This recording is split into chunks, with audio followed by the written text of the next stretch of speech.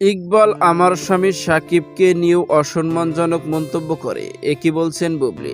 Viewers, বিস্তারিত জানতে চ্যানেলটি সাবস্ক্রাইব করে সম্পূর্ণ ভিডিও দেখতে। প্রিয় দর্শক, আমার পরিবার বলে কথা, সহশিল্পী বলে কথা, স্বামী বলে কথা এবং সব সম্পর্ক ঊর্ধ্বে আমার সন্তানের বাবা বলেন। তাকে নিয়ে যদি কোনো ব্যক্তি অসম্মানজনক কোনো মন্তব্য করে, আমি অবশ্যই সেই ব্যক্তিকে এড়িয়েই চলি। তাই যেদিন থেকে দেখেছি সাকিব খানকে নিয়ে ইকবাল ভাই আপত্তিকর মন্তব্য শুরু করলেন, তখন থেকে আমি তাকে এড়িয়ে চলি। এরপর ইকবাল ভাই আমাকে নিয়ে বেফাস মন্তব্য কথা শুরু করলেন। এসব পরিস্থিতির আগে রিভেঞ্জ ব্রিটেন সিনেমার শুটিং শুরু, যার কারণে পেশাগত জায়গা থেকে কাজগুলো শেষ করেছি। বুবলি বলেন, ব্রিটেন সিনেমা পরিচালক ইকবাল ভাইয়ের আরেকটি সিনেমা রিভেঞ্জ এই ঈদে মুক্তি পায়।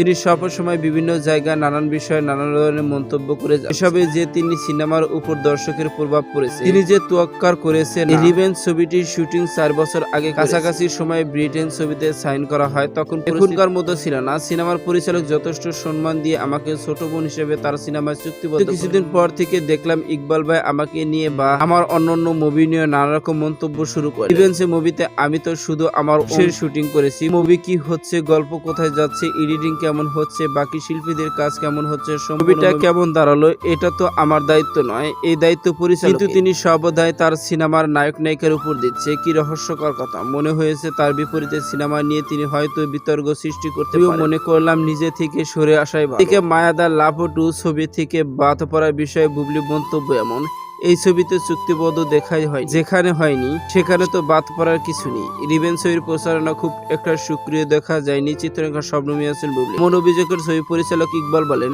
হয়তো চিত্রনায়কের স্বামী সাকিব খানের তুফান ছবির মুক্তির কারণে রিভেঞ্জ ছবির প্রচারণা ছিল না। তবে বুবলি জানিয়েছেন, বিভিন্ন টেলিভিশন ও অনলাইনে প্ল্যাটফর্মে দেওয়া সাক্ষাৎকারে রিভেঞ্জ ছবি নিয়ে কথা বলেছেন। এদিকে গণমাধ্যমে দেওয়া সাক্ষাৎকারে বুবলি জানান, তিনি তার সিনেমার প্রতি দায়িত্বশীল। তাই ঈদের আগে এফডিসিতে অনুষ্ঠানে রিভেঞ্জ সিনেমার সোমবার সম্মেলন সব প্রমোশনাল টিভি প্রোগ্রামে রিভেঞ্জ সিনেমা নিয়ে কথা বলেছেন। তাহলে আমি কোথায় সরে দাঁড়ালাম? এমনই মন্তব্য রয়েছে শবনম ইয়াসমিন বুবলির। আর সর্বশেষ শবনম ইয়াসমিন বুবলির এই মন্তব্য থেকে স্পষ্ট যে সাকিব খান যে সকল বান্দায় মন্তব্য করুক না কেন, খারাপ কিছু তাদের কাছ থেকে সরে যাবে। তো সুপ্রিয় দর্শক, ভিডিওটি আপনার কাছে ভালো লাগলে একটা লাইক দিন।